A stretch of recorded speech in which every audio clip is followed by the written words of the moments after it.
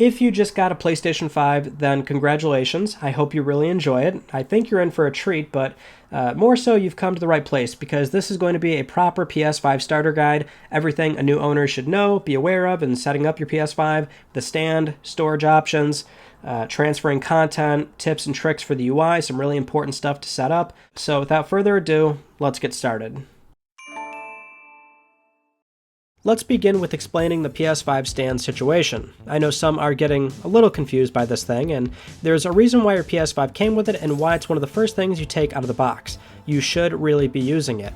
In a vertical orientation, PS5 is tall and top-heavy. It will easily slide around surfaces, or it can get knocked over by accident. The stand keeps it planted to avoid any mistakes like that. In a horizontal orientation, PS5 wouldn't sit flush. It would awkwardly sit with weight distribution hitting the corners, being uneven. The stand allows it to sit elevated and level. So when holding the stand, you can rotate those rear hooks from left to right. Those are the two different positions. For vertical, you slide it to align with the impression in the middle, and on the bottom you'll find a little secret door that reveals a screw. Underneath your PS5, you can remove a small plastic cap and pop this into the bottom of the stand for storage.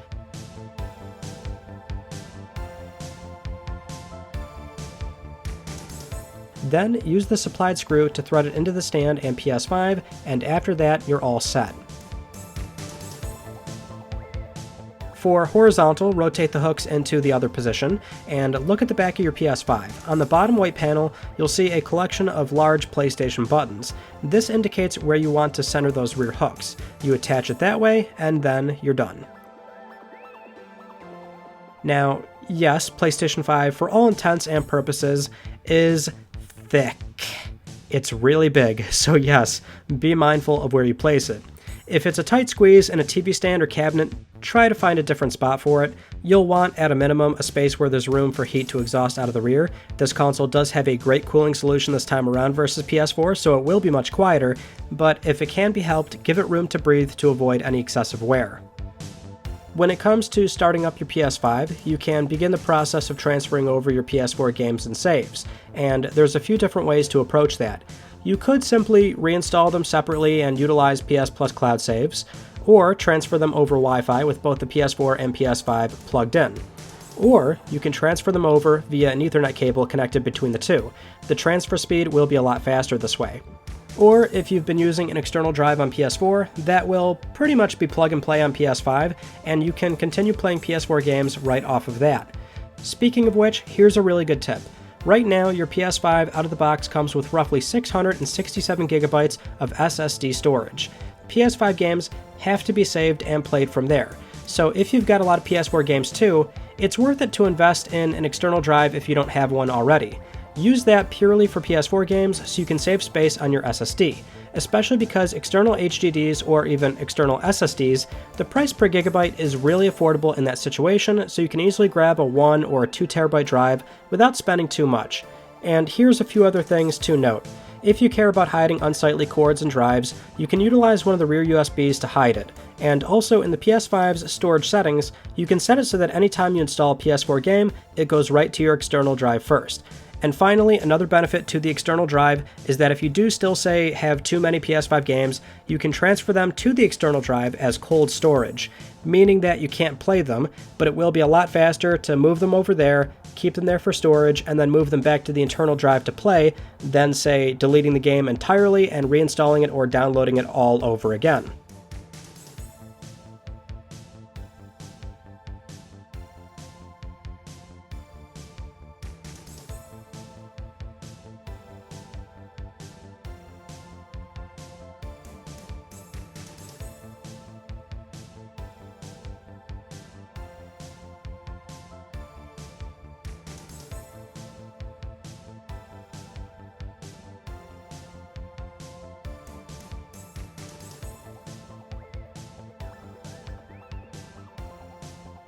Another thing to keep in mind with storage is that some games can be trimmed down a bit. It's notoriously well known at this point that Call of Duty is a huge storage hog, but you can hit options on it and select Manage Game Content. This is where you can delete certain modes that you no longer play or need anytime soon to save space, and this works for a few games that allow you to trim them down like this. You can also see that if you need it, there's the option to download additional languages as well. Finally, let's say you've done everything and you still want more storage for PS5 games that are ready to play. That's where you can buy a compatible M.2 SSD that you install in your PS5 directly. This is much easier than you think, but it's still a little more involved, so if you are unsure of how to approach this or want more info, I will link a very thorough guide in the description, but in short, you need a very fast M.2 SSD that will fit inside your PS5 with a heatsink. You install it in the expansion bay and format it for use from there.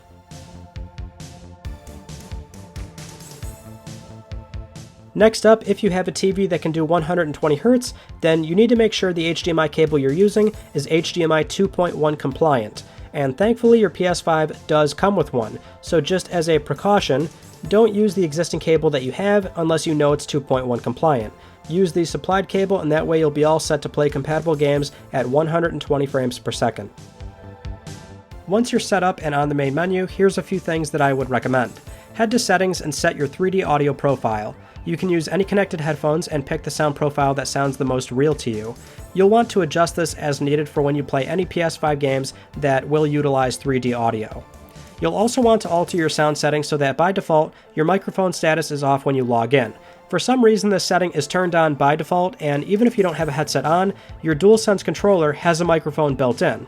Now, it works pretty well, but the last thing you'd want is to start playing online and not realize you've actually got a microphone on. Now, let's say you don't have or want to use headphones. Maybe you just use your standard TV speakers. That's fine too because there's a setting to enable 3D audio from your TV. You can set this option on in audio output settings, and when you do, make sure you measure the acoustics. What this will do is use your controller's microphone to measure the acoustics of your room, and it will adjust your 3D audio accordingly. One thing you'll start to get accustomed to is the control center. It comes up every time you hit the PlayStation button. This is like your PS4 quick menu, except on PS5, it's a single press instead of a long press. So if you want to go directly to the home screen, hold the PS button. And in case you missed this on the introduction screen, hit the options button to rearrange the icons to your liking.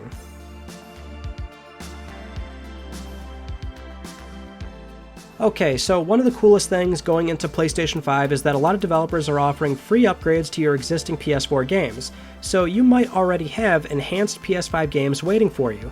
To see what you might have, you could head to your game library and make sure you're looking at the collection tab. This will show you everything associated with your PSN ID, games you've installed or have installed before, PS Plus games, digital soundtracks, etc. If you notice a game says towards the bottom that there's 2 or more items on it, then that means there's multiple versions you're entitled to, which sometimes it's a free PS5 version. In other cases, the publisher might be charging a small fee to upgrade, but that's what the icon will mean. I'll provide a link in the description too for a great guide on Push Square that shows a full list of all the free upgrades that are already out there. Also worth noting here, but over time this will work in reverse. A lot of digital games on PSN may sometimes grant you the PS4 version as well, so if you ever want to, you can also head to your game library and manually download the PS4 version that you're entitled to in addition to the PS5 game that you may have already bought. Speaking of entitlement, if you're a PS Plus member, one of the very first things you should get done is head to the PS Plus menu and check out the PS Plus collection. This benefit is only for PS5 owners, and it includes 20 fantastic PS4 games ready to download and play for as long as you're a member. You don't even necessarily have to download all of them, just go to each one individually and add it to your library. That way it's always associated with your account, and you can re-download them whenever, wherever, for as long as you're a Plus member. Okay, now let's go over what I would consider probably some of the most useful and helpful tips and tricks that you should know. Like first off, on PS5, there's finally a wish list on the PlayStation Store, so whenever you're surfing the store, you can finally wishlist games you're interested in and keep a full running list. And when you do this, make sure you head to your notifications and toggle wishlist updates. Then you'll be notified when a game you're watching goes on sale. When you're on the home screen, instead of scrolling up and around the media tab to get to the search icon or your profile, just hit triangle. You can see triangle acts as a shortcut to jump into the top right corner. This works when you're in the PlayStation Store too. When you're in a party and you need to quickly access the chat settings, instead of bringing up the control center and manually scrolling over to GameBase, just double tap the PS button. It will bring up the voice chat card on its own right away, and you can do what you need to do from there. Head to your settings, save data in game app settings, and set your game presets. Nowadays, most titles offer a lot of options when it comes to inverting your camera view, subtitles, performance modes, or even the difficulty. You can set your preferences so that sometimes when you start a game, these options will already be selected to how you like it. It won't always work 100% for every game, but worth setting these right away so that when it works, it works.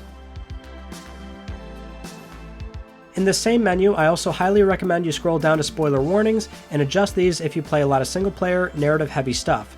PS5 can warn you of potential spoilers if your friends send you revealing screenshots. Under the capture and broadcast settings, you can head to auto captures and adjust these if you want to save even more space. PS5 will automatically take screenshots and videos of your trophy progress.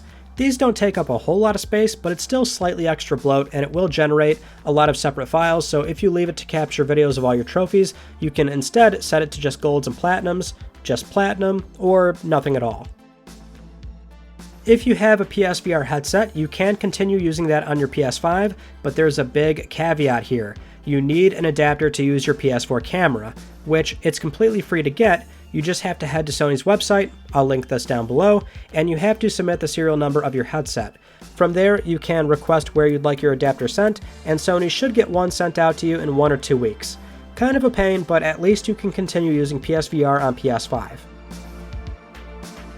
One great thing about this console is that you can really stay on top of maintaining it because the side panels can be easily taken off.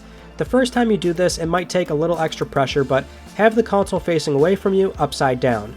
Lift the bottom right fin a little bit upward and apply pressure to the left. Flip the console over gently.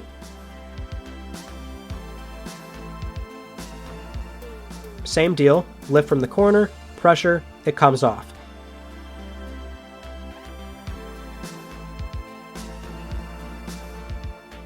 If you notice a scratch or something, don't worry, this happens to a lot of people the first time. It's just a surface scratch that you won't see again anyway since it'll be covered, but from there, you can easily wipe away any dust accumulation around the vents and fan. These are what I'd consider probably some of the more important tips to be aware of and settings to adjust, but otherwise there's a lot more, so if you would like a more thorough look into various PS5 tips, secrets, and features, those will also be linked in the description. Outside of these, some more personal recommendations on my part, I would say grab an extra colored controller. Now, I personally like the white, but over time, no matter how clean your hands are, it's going to stain, so try and mix your playtime with a colored DualSense. And if you do want to stay on top of cleaning the white one, go for isopropyl alcohol, 93% or higher. Use a microfiber cloth and wipe away the grime. Don't do that too frequently. The alcohol is strong and excessive rubbing or use can damage it, but light cleaning is totally okay. I'd also say when it comes to accessories and outside of headsets, which for that you've got plenty of great options out there, whether you get Sony's or a third party, if there's one other accessory to get, grab the official charging station. It's the nicest one I've ever used when it comes to consoles. It's convenient, solid build quality, and it just looks good. It matches PS5 perfectly, instead of looking like an obvious third-party station, which, let's be honest, they tend to look cheap and tacky, so if you care about that sort of thing, the official one is great. When it comes to games, I'm not going to really insert too much opinion here, but I will say this. Don't sleep on Astro's Playroom. Every PS5 comes with this for free, pre-installed. Sometimes you have to download it, depends on your console, but it would be a disservice to not try it. It's a gorgeous, fun 3D platformer, and it introduces you to the DualSense controller's haptics and triggers in the best way possible. I'm sure it's tempting to ignore it and start playing your fancy new PS5 games, but don't let Astro be forgotten, especially if you're a longtime PlayStation fan. It's like playing through PlayStation history, and it's wonderful. Thank you so much for watching this video. I hope you found this useful, and again, the description will be linked with more resources beyond what we talked about, so more tips and tricks for the UI, upgrading your internal storage, a list of PS4 to PS5 upgrades, things like that. And if you're new to the channel, subscribe for the best PlayStation news, reviews, and updates that are here on YouTube. You can also follow me on Twitter at Mystic Ryan. And that's it. I hope you enjoy your new console, have some fun, and I will see you all in my next video. You take it easy.